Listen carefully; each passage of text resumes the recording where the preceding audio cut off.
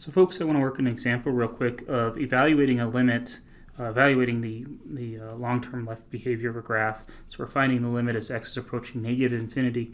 And in this case, we've got one with a square root in the expression. So for those of you that have been relying on your college algebra techniques, the college algebra techniques will not help you identify this particular limit.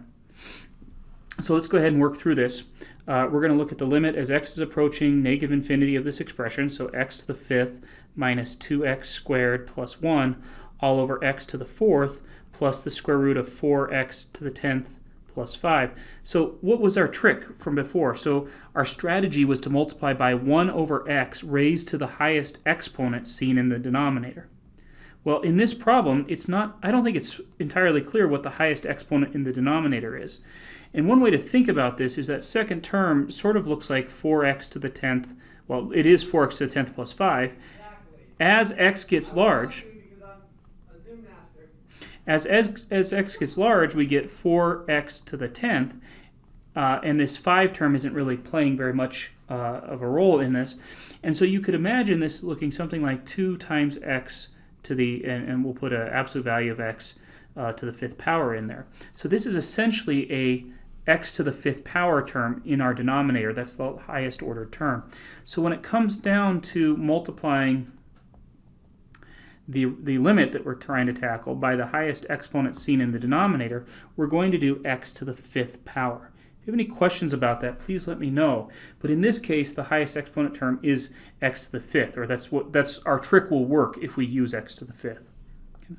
So we go ahead and distribute that 1 over x to the fifth to both terms in the numerator and the denominator. So we get 1 minus 2 over x cubed plus 1 over x to the fifth, all divided by 1 over x. And then here I'm going to pause, so I'm just going to put the 1 over x to the fifth term outside the square root times the quantity 4x to the 10th plus 5. So I'm not going to pass that. In fact, let me put that in red here. I'm not going to pass that 1 over x to the fifth term inside the square root just yet, because I want to pause and talk about this. Okay. Well, remember that if I were to pass the number 4 inside the square root, it would come in as the square root of 16y. If I were to pass the number negative 4 inside the square root, one way to look at it is I'm going to go ahead and leave the negative sign there and pass the 4 inside to give me 16y. So I think this should make sense, because what was the sign on this original radical? It was a positive radical. And what was the sign on this? It was also positive. But the sign on this radical was negative, and so if I were to neglect to put that negative sign out front there, this has a positive sign, so I need to change the sign on it by multiplying it by a negative 1. So that's another way of looking to see that both radicals, both what we started with and what we ended up with, are negative in this case. So the consequence is if I'm going to pass a variable, let's pick the variable z, just something different than x. If I'm going to pass this variable inside the square root, I don't know whether or not to make it. I don't know what the sign on z is, because I don't know. I don't know what value is going to take place of z. So it turns out the way we do this is we say that's going to be the square root of z squared y, and we can just do that if z is greater than 0, but it's going to be minus the square root of z squared y if z is less than 0. And that's a really, and I guess we put equal to 0 there. That's a really nuanced point, folks. But it's worth looking at. When you pass a variable inside a square root, you don't know if that's positive or negative. Okay? So you've got to be very careful when you pass a variable inside, and it will depend on the sign of the variable, and if you don't know what that sign is, then you can't actually do that operation. So that brings us back to our problem here. What's our limit? Well, in this case, x is approaching negative infinity. So eventually, the values for x are going to be negative, and so 1 over x to the fifth is a negative number. So when I pass that inside the square root, just like I was doing in my scratch work over there, when I pass that inside the square root, I'll bring it in as 1 over x to the fifth quantity squared times 4x to the 10th plus 5, But what do I need to do? I need to change the sign on this expression to ensure that the whole negative term the whole radical term is negative. What am I saying?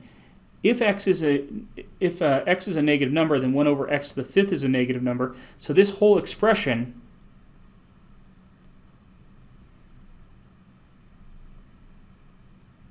that means that when I pass the 1 over x to the fifth inside the square root, I need to put a negative sign in front of that square root expression to preserve the fact that the whole expression needs to be negative, and if I didn't have it there, the whole expression would be positive.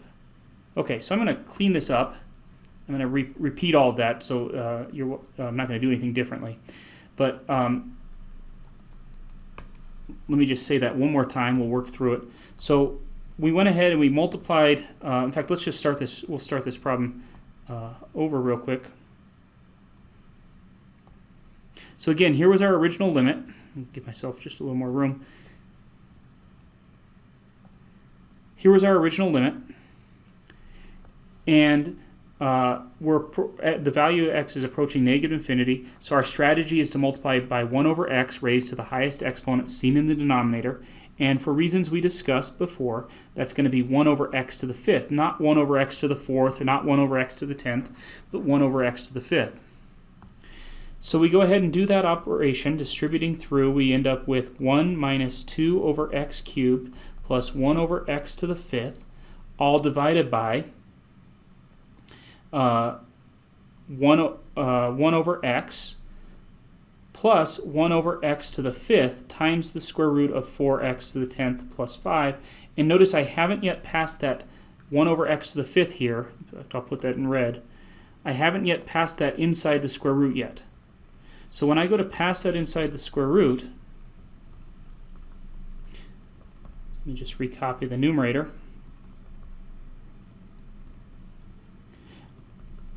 I'm going to go ahead and pass that inside the square root, but because x is approaching negative infinity, this expression here is eventually negative, and so I need to put a minus sign outside that square root.